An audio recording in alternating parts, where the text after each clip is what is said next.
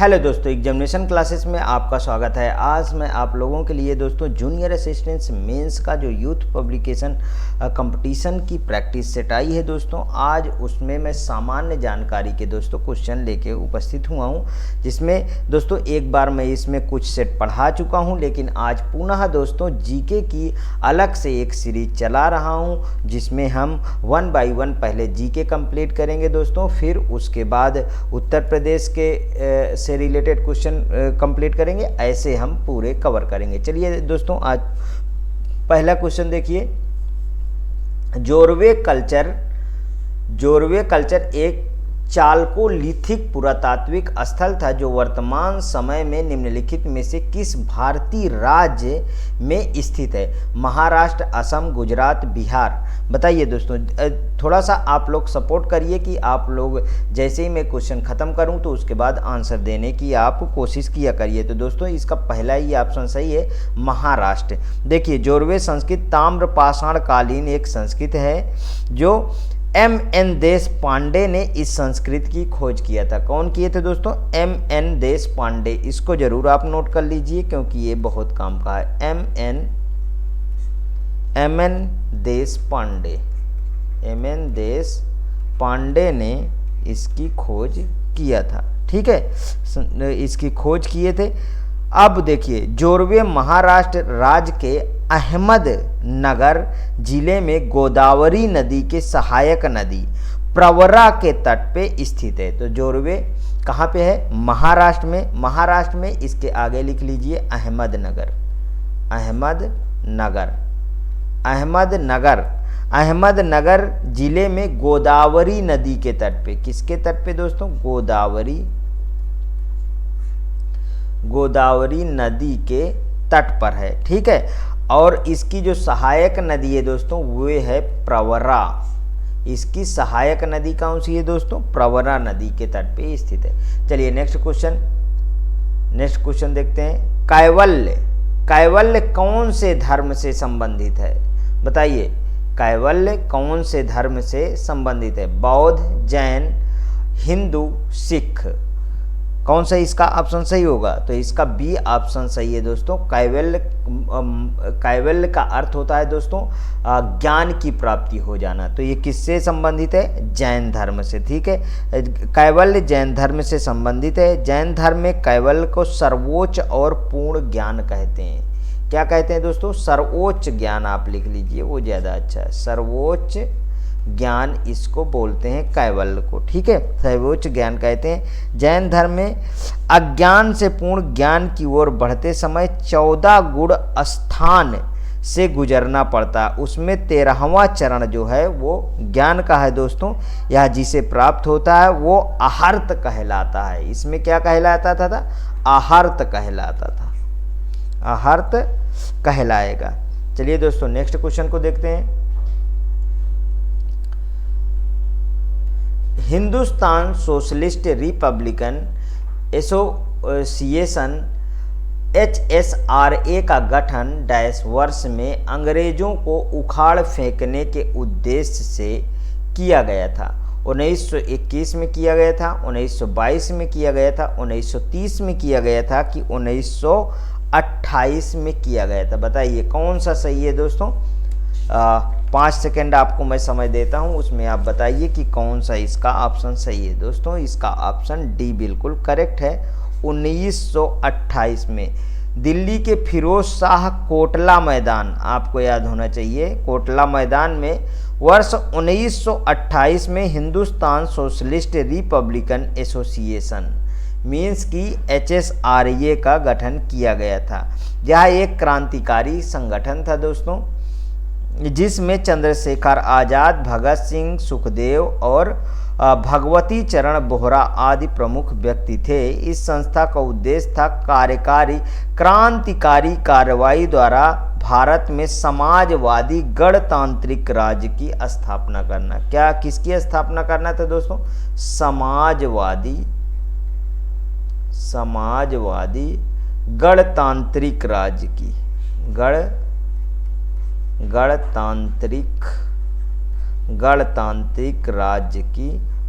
गणतांत्रिक राज्य की स्थापना करना था।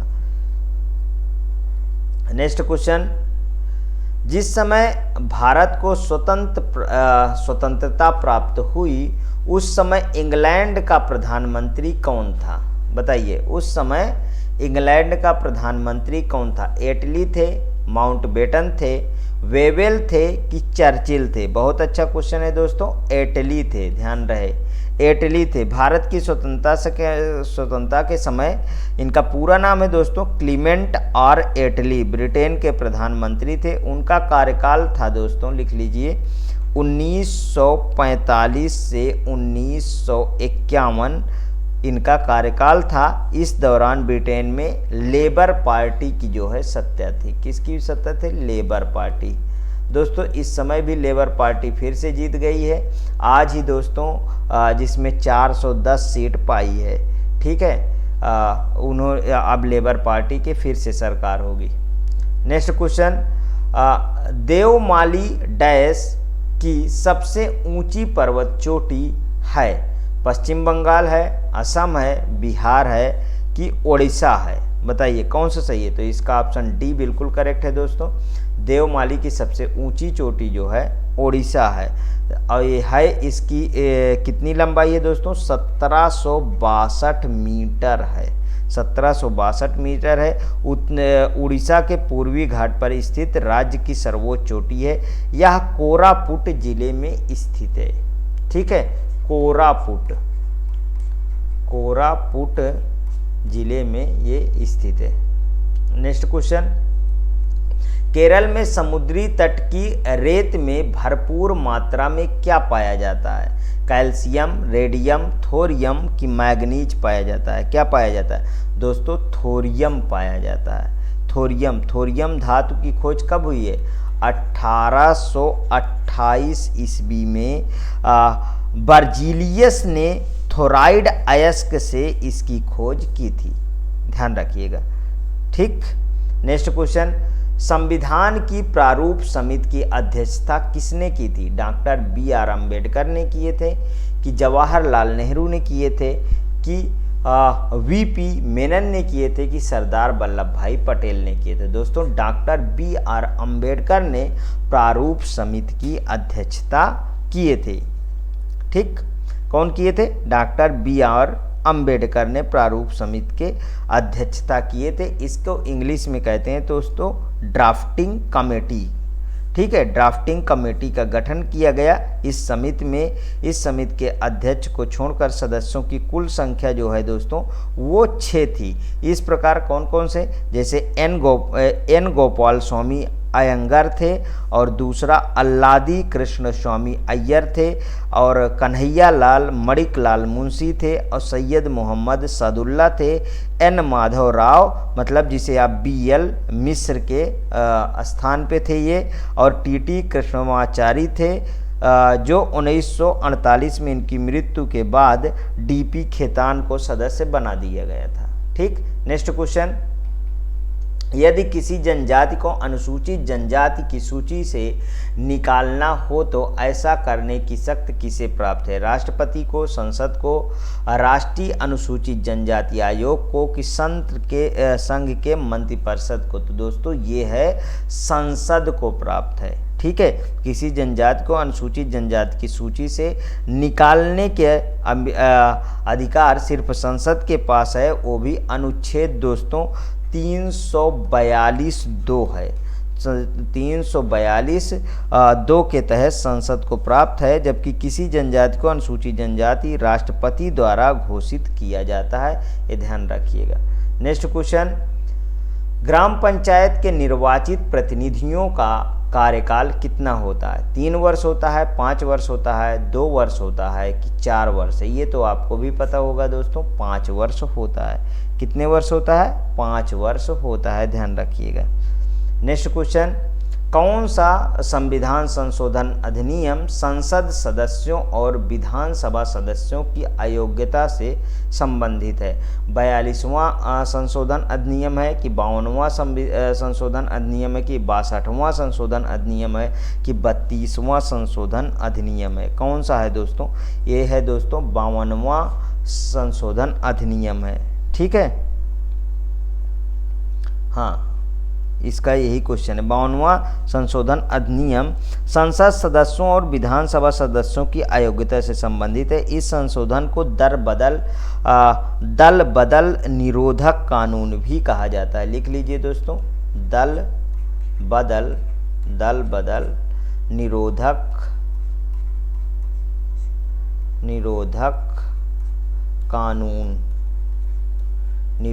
कानून भी कहा जाता है। वर्ष 1958 में 52वां संविधान संशोधन हुआ, जिसके द्वारा अनुच्छेद 101, 102 और 190 और 191 में संशोधन कर संविधान में 10वीं अनुसूची को जोड़कर दल बदल रोकने के लिए प्रावधान किया गया। ध्यान रखिएगा, 1985 बिल्कुल से याद कर लीजिए, ठीक है।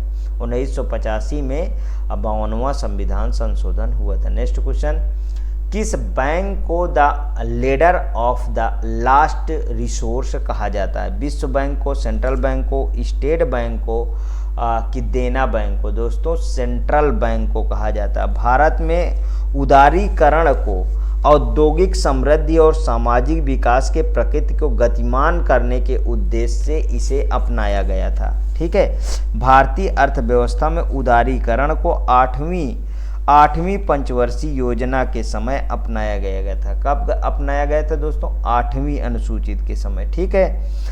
उदारीकरण में अधिकतर उद्योगों के लिए औद्योगिक लाइसेंस की आवश्यकता को खत्म कर दिया गया था। नेक्स्ट क्वेश्चन,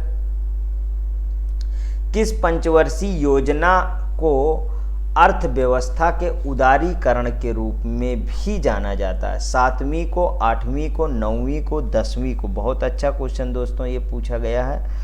किसको जाना जाता है? तो 8वीं अनुसूची को जाना जाता है। किसको जाना जाता है? 8वीं अनुसूची को जाना जाता है दोस्तों। 8वीं अनुसूची को जाना जाता है। उदारीकरण वाला तो मैं दोस्तों बता ही चुका हूँ। हाँ, सेंट्रल बैंक वाला जो है, सेंट्रल बैंक में कौन सा था दोस्तों? एक मिनट, कंफ्यूजन क्रिएट ना होने पर। The leader of the last resource कहा गया है सेंट्रल बैंक को, ठीक है दोस्तों। नेक्स्ट क्वेश्चन देखते हैं, निम्नलिखित में से कौन भारत रत्न पुरस्कार प्राप्त करने वाले पहले भारतीय थे? मुचगुंडम विश्वेश्वरैया थे, चंद्रशेखर वेंकटरमन थे कि पांडुरंग वामन केन थे कि पुरुषोत्तम दास टंडन थे? बताइए कौन सा सही है ऑप्शन? कौन सा ऑप्शन सही है?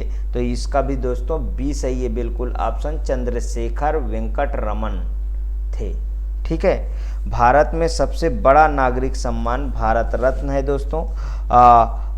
यह उन व्यक्तियों को दिया जाता है जिन्होंने कला, साहित्य, विज्ञान, समाज सेवा और खेल के क्षेत्र में उल्लेखनीय और असाधारण योगदान के जरिए राष्ट्र सेवा की हो। भारत के पहले राष्ट्रपति डॉक्टर राजेंद्र प्रसाद ने 2 जनवरी 1954 को, ध्यान रखिएगा, इधर लिख लीजिए चाहे, 2 जनवरी 1954 को भारत रत्न स्थापना किया था तथा प्रथम बार डॉक्टर चंद्रशेखर वेंकटरमन, डॉक्टर सर्वपल्ली राधाकृष्णन तथा चक्रवर्ती राजगोपालाचारी को दिया गया था। नेक्स्ट क्वेश्चन, किस वैज्ञानिक ने अति लघु रेडियो तरंगों का आविष्कार किया था? क्रिश्चियन हाइगेंस ने, आइजैक न्यूटन ने, जेसी बोस ने कि जे टॉमसन ने? कौन किए थे? तो दोस्तों जेसी बोस ने किए थे। ये ध्यान रखिएगा, ये हमारे नहीं मुल्क के हैं, इसलिए। अति लघु रेडियो तरंगों का आविष्कार प्रसिद्ध भारतीय वैज्ञानिक जगदीश चंद्र बोस ने किया था। जेसी बोस ने माइक्रोवेव के क्षेत्र में भी काम किया था। इन्होंने अति सूक्ष्म तरंगों को उत्पन्न कर हर्ट्ज रिएक्टर में काफ़ी सुधार किया था दोस्तों, ये ध्यान रखिएगा, बहुत बड़ा योगदान इन्होंने दिया था। हेलीकॉप्टर का आविष्कार किसने किया था? बहुत अच्छा क्वेश्चन है दोस्तों। कॉपरनिकस ने किया था कि सिकोर्स्की ने किया था, कॉकरेल ने किया था कि ड्रिंकर ने किया था? दोस्तों सिकोर्स्की ने किए थे। देखिए, इगोर इवानोविच सिकोर्स्की रूस में जन्मे अमेरिकी विमानन क्षेत्र में अग्रणी वैज्ञानिक थे। ध्यान रखिएगा, इनका जन्म कहाँ हुआ था? रूस में। इन्होंने हेलीकॉप्टर का आविष्कार किया वर्ष 1939। याद रखिएगा, वर्ष 1939 में सिकोर्स्की VS-300 अपने ही नाम से दोस्तों सिकोर्स्की VS-300 ठीक है, VS-300 नाम का पहला व्यवहारिक अमेरिकन हेलीकॉप्टर बनाया, जो आज भी अधिकांश देशों द्वारा उपयोग में लाया जाता है। नेक्स्ट क्वेश्चन, हाल ही में प्रित्जकर आर्किटेक्चर पुरस्कार 2023 से किसे सम्मानित किया गया? के बालकृष्णन को, डेविड अर्नाल्ड को, कि डेविड चिपरफील्ड को, कि डेविड वेयर को? बताइए कौन सा सही है? तो इसका सी ऑप्शन सही है, चिपरफील्ड को। हाल ही में प्रित्जकर आर्किटेक्चर पुरस्कार 2023 डेविड चिपरफील्ड को जो है दिया गया। दोस्तों ये 5 क्वेश्चन अब आपके करंट के रहेंगे, इनको देख लीजिए और डेली ऐसे ही प्रैक्टिस सेट आपको मिलता रहेगा। 95वें ऑस्कर पुरस्कार समारोह में सर्वश्रेष्ठ शॉर्ट फिल्म डॉक्यूमेंट्री श्रेणी में भारतीय डॉक्यूमेंट्री ने ऑस्कर जीता। इसके निर्देशक कौन हैं? SS राजामौली हैं, जॉन अल्बर्ट हैं, राजकुमार हिरानी हैं, कि कार्तिकेय गोंजाल्वेस हैं? बताइए कौन सा सही है दोस्तों? तो इसका दोस्तों डी ऑप्शन सही है, कार्तिकेय गोंजाल्वेस हैं। ठीक, तमिल भाषा में फिल्माई गई फिल्म द एलिफेंट व्हिस्पर जो कि शॉर्ट फिल्म डॉक्यूमेंट्री श्रेणी में ऑस्कर पुरस्कार जीती है, इसके निर्देशक हैं कार्तिकी गोंजाल्वेस हैं। ठीक, नेक्स्ट क्वेश्चन, हाल ही में किस राज्य सरकार ने पथश्री रास्ता श्री योजना की शुरुआत की है? उत्तर प्रदेश, पश्चिम बंगाल, छत्तीसगढ़, ओडिशा? बताइए कौन सा है? पश्चिम बंगाल है ना। इस तरीके के जितनी भी योजनाएं हैं दोस्तों वो सब पश्चिम बंगाल शुरू कर रही है, ध्यान रखिएगा। हाल ही में चर्चा में रहा नासा का आर्टेमिस मिशन 2 का संबंध किससे है? शुक्र से है, मंगल से है, बृहस्पति से है, कि चंद्रमा से है? बहुत अच्छा क्वेश्चन पूछा गया है दोस्तों, चंद्रमा से है, ध्यान रखिएगा। आर्टेमिस मिशन 2 को नासा और कनाडा की स्पेस एजेंसी CSA द्वारा वर्ष 2024 में चंद्रमा का अध्ययन करने के लिए भेजा जाएगा। यह मिशन प्रारंभ में चंद्रमा के चक्कर लगाएगा। इस मिशन के लिए 4 यात्रियों को भी भेजा जाएगा, ध्यान रखिएगा। नेक्स्ट क्वेश्चन, आज के सेशन का ये लास्ट क्वेश्चन होगा दोस्तों। अप्रैल 2023 में WHO ने किन 2 देशों को मलेरिया मुक्त घोषित किया? भारत और श्रीलंका, अजरबैजान और तजाकिस्तान, संयुक्त अरब अमीरात और कतर, पाकिस्तान और अफगानिस्तान? इसका बी ऑप्शन बिल्कुल करेक्ट है दोस्तों, अजरबैजान और तजाकिस्तान को। अप्रैल 2023 में WHO ने अजरबैजान और तजाकिस्तान को मलेरिया मुक्त घोषित। भारत कब होगा दोस्तों? भारत होगा 2030 तक। भारत कब होगा? 2030 तक मलेरिया मुक्त का लक्ष्य रखा गया। दोस्तों यदि आप सपोर्ट करें मेरा तो बहुत बड़ा आपका योगदान होगा। दोस्तों ऐसे ही मैं जिससे डेली प्रैक्टिस सेट आपके लिए ले आता रहूं। हाँ दोस्तों, यदि आपको ये प्रैक्टिस सेट पसंद आता है तो प्लीज़ और प्लीज़ मेरे एग्जामिनेशन चैनल को आप सब्सक्राइब कर लीजिए, मेरा वीडियो लाइक करिए, ज़्यादा से ज़्यादा दोस्तों में शेयर करिए। हाँ, अपनी प्रतिक्रिया कमेंट बॉक्स में ज़रूर प्रस्तुत कीजिए। ओके दोस्तों, थैंक यू।